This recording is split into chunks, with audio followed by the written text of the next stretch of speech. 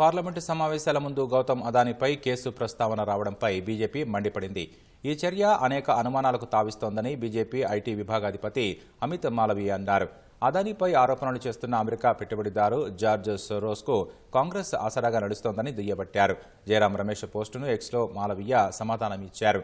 2021 July నుంచి 2022 ఫిబ్రవరి వరకు Adani group లంచం ఇచ్చినట్టు చెబుతున్న అధికారులు ఉన్న రాష్ట్రాలన్నీ ప్రతిపక్ష పార్టీలు పాలించినవేనని పేర్కొన్నారు. వాటిలో ఒడిశా, తమిళనాడు, ఛత్తీస్గఢ్, ఆంధ్రప్రదేశ్ ఉన్నాయని వివరించారు. కాబట్టి కాంగ్రెస్ పార్టీ మిత్రపక్షాలు లంచం తీసుకున్నట్లు అంగీకరిస్తున్నారా అని జయరాం రమేష్ను మాలవీయ ప్రశ్నించారు. 2021-22 కాలంలో ఏపీలో వైసీపీ, ఒడిశాలో బీజేడీ, తమిళనాడులో కాంగ్రెస్ మిత్రపక్షం డీఎంకే, ఛత్తీస్గఢ్లో కాంగ్రెస్ అధికారంలో ఉన్నాయి. ఆరోపణలు చేసే ముందు అమెరికా కేసు డాక్యుమెంట్ను ఒకసారి చదువుకోవాలని జయరాం రమేష్కు బీజేపీ నేత మాలవీయ సూచించారు.